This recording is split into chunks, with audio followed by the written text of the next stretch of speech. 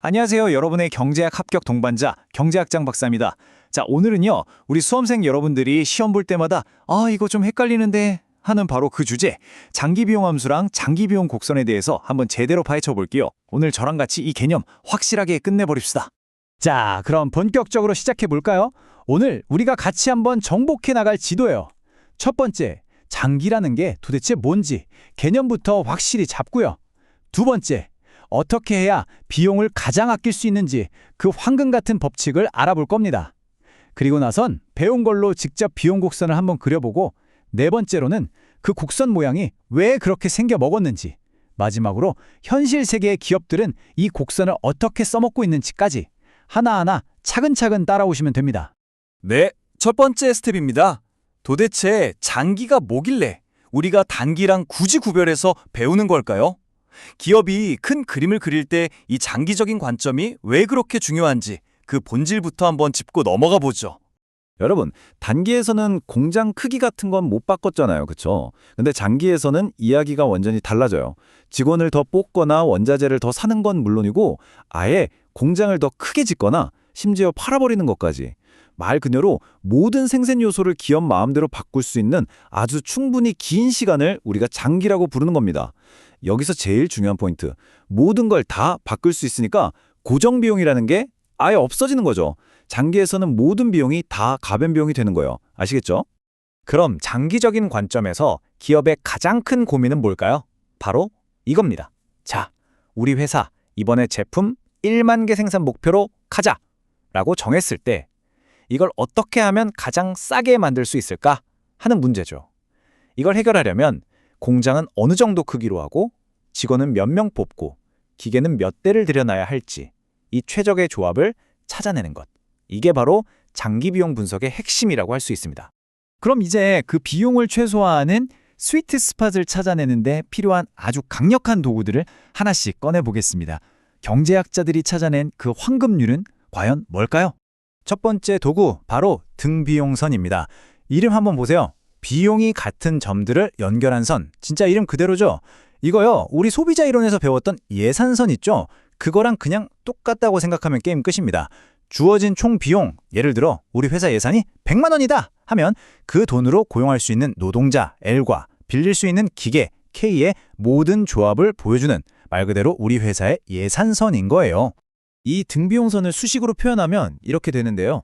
수식 나왔다고 쪼지 마세요. 진짜 별거 아니에요. 우리 회사 총비용 TC로 기계 K만 사면 몇 대 살 수 있는지, 사람 L만 쓰면 몇 명 쓸 수 있는지를 보여주는 거고요. 이 선의 기울기, 이게 진짜 중요한데 마이너스 R분의 W, 이게 바로 노동의 가격, 즉 임금 W와 자본의 가격, 즉 임대료 R의 비율을 나타냅니다.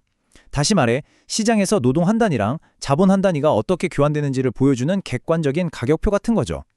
당연히 회사 예산이 늘어나면 이 선은 바깥쪽으로 슝 이동하겠죠? 좋습니다.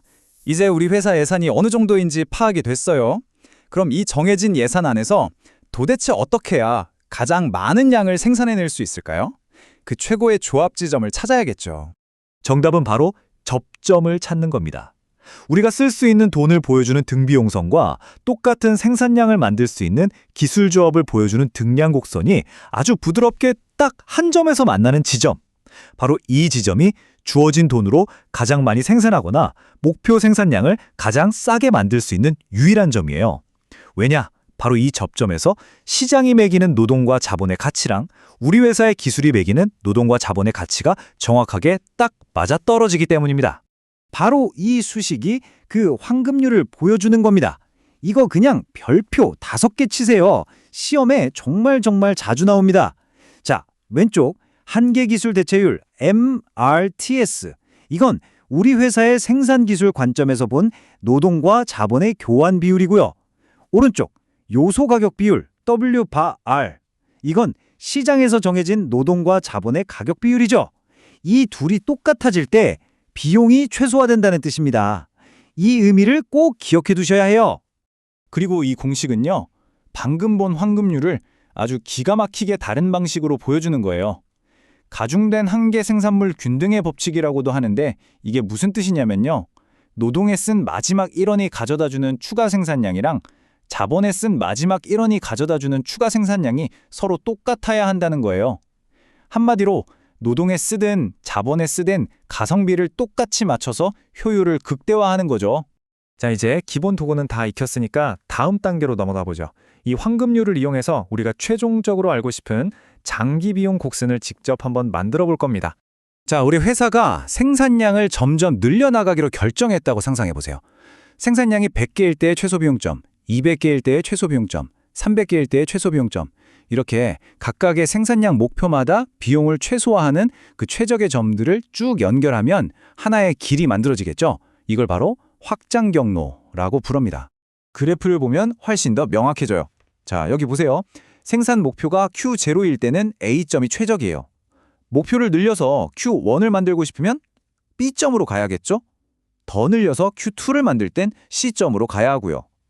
이렇게 ABC, 이 최적의 생산 지점들만 따라서 쭉 연결한 궤적, 이게 바로 기업의 확장 경로, 익스펜션 패트가 되는 겁니다. 자, 이제 거의 다 왔습니다. 마법을 부릴 시간이에요. 이 확장 경로 위에 있는 A, B, C 각 점들은 두 가지 정보를 담고 있어요. 몇 개를 생산했는가 Q와 그걸 만드는데 최소 얼마가 들었는가 TC. 이 정보들을 쏙쏙 뽑아서 새로운 그래프에다가 점을 찍는 거예요. Q, TC 점들을 찍고 쭉 연결하면 드디어 우리가 찾던 장기 총비용 곡선 LTC가 그려집니다. 여기서 정말 중요한 거, 장기에는 고정 비용이 없다고 했죠. 그래서 이 곡선은 반드시 원점 0에서 출발한다는 거 절대 잊으시면 안 돼요.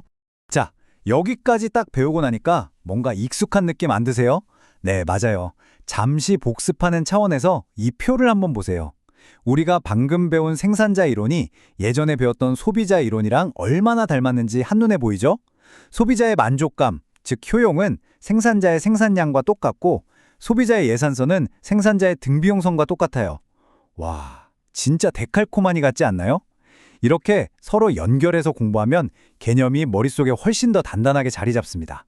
그런데 말이죠. 왜 장기 비용 곡선은 저렇게 특정한 모양으로 휘어 있을까요?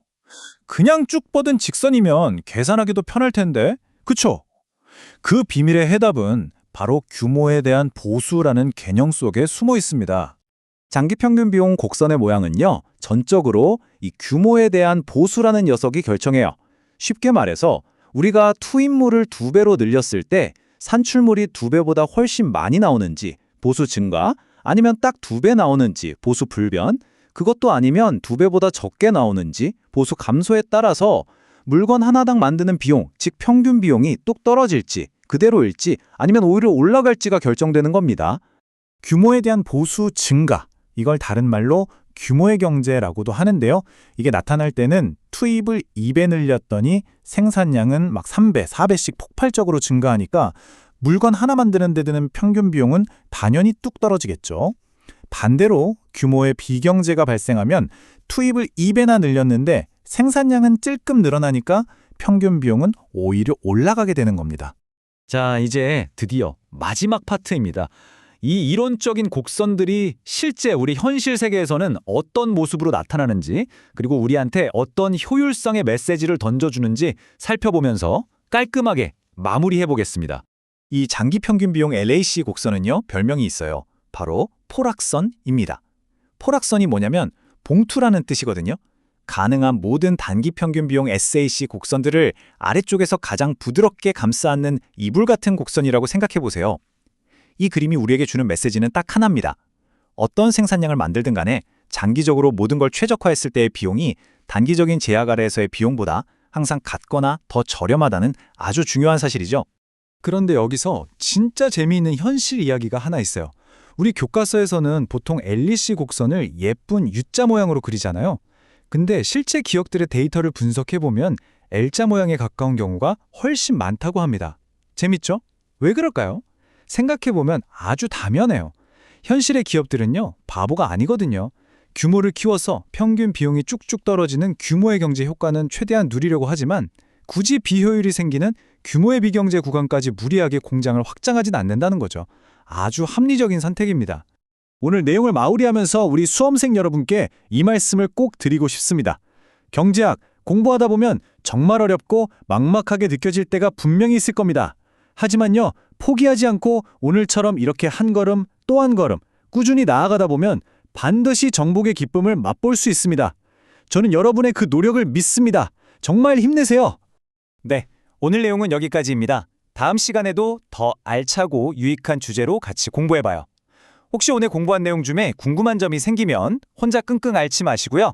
저희 네이버 카페 짱박사 경제학 스터디로 오셔서 편하게 질문 남겨주세요.